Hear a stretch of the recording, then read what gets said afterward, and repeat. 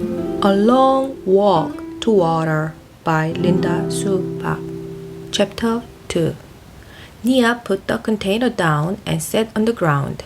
She always tried not to step on the spiky plants that grew along the path, but their thorns littered the ground everywhere. She looked at the bottom of her foot. There it was, a big thorn that had broken off right in the middle of her heel.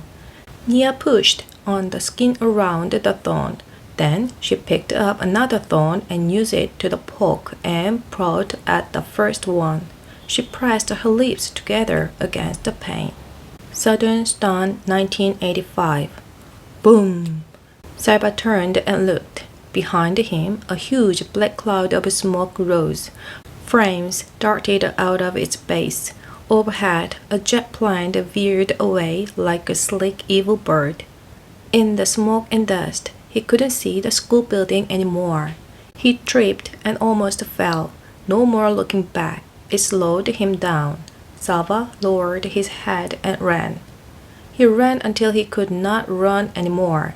Then he walked for hours until the sun was nearly gone from the sky. Other people were walking too. There were so many of them that they couldn't all be from the school village. They must have come from the whole area. As Saba walked, the same thought kept going through his head in rhythm with his steps. Where are we going? Where is my family? When will I see them again? The people stopped walking when it grew too dark to see the path. At first, everyone stood around uncertainly, speaking in tense whispers or silent with fear. Then some of the men gathered and talked for a few moments.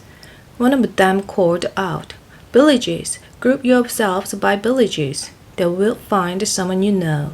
Salva wandered around until he heard the word Luin Eric, the village of Luin Eric, here.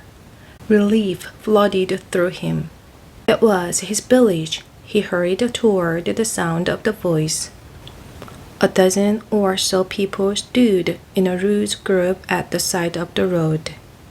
Saiva scanned their face. There was no one from his family. He recognized a few people, a woman with a baby, two men, a teenage girl, but no one he knew well. Still, it was comforting to see them. They spent the night right there by the road, the men taking shifts to keep watch. The next morning, they began walking again. Saiba stayed in the midst of the crowd with the other villagers from Ruin Eric. In the early afternoon, he saw a large group of soldiers up ahead. Word passed through the crowd. It's the rebels, those who are fighting against the government.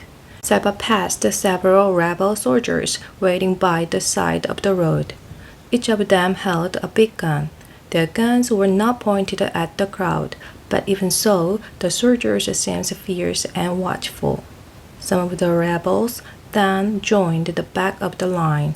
Now the villagers were surrounded. What are they going to do to us? Where is my family? Late in the day, the villagers arrived at the rebel camp. The soldiers ordered them to separate into two groups, men in one group, women and children and the elderly in the other. Teenage boys, it seems, were considered men. Four boys who looked to be only a few years older than Salva were joining the men's group. Salva hesitated for a moment. He was only 11, but he was the son of an important family. He was Salva Maui Du Eric from the village named for his grandfather. His father always told him to act like a man, to follow the example of his older brothers, and in turn set a good example for cool. Salva took a few steps toward the man. "Hey!"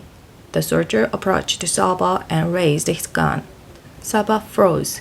All he could see was the gun's huge barrel, black and gleaming, as it moved toward his face. The end of the barrel touched his chin. Saba felt his knees turn to water. He closed his eyes. "If I die now, I will never see my family again." Somehow, this thought strengthened him enough to keep him from collapsing in terror. He took a deep breath and opened his eyes. The soldier was holding the gun with only one hand. He was not aiming it. He was using it to lift Sarba's chin so he could get a better look at his face. "Over there," the soldier said. He moved the gun and pointed it toward the group of women and children. "You are not a man yet. Don't be in such a hurry." He laughed and clapped Saba on the shoulder.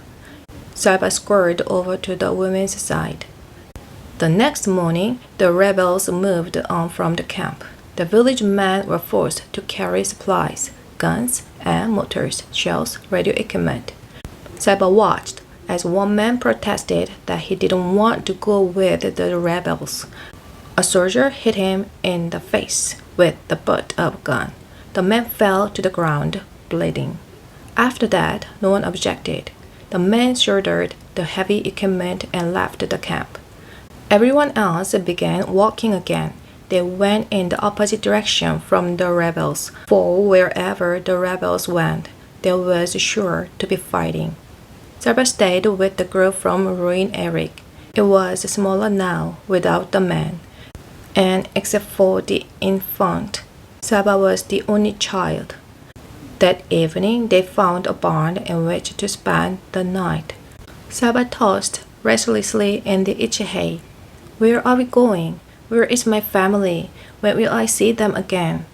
It took him a long time to fall asleep. Even before he was fully awake, Saba could feel that something was wrong. He lay very still with his eyes closed, trying to sense what it might be. Finally, he sat up and opened his eyes.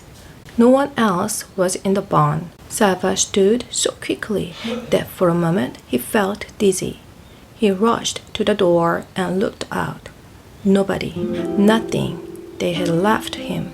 He was alone.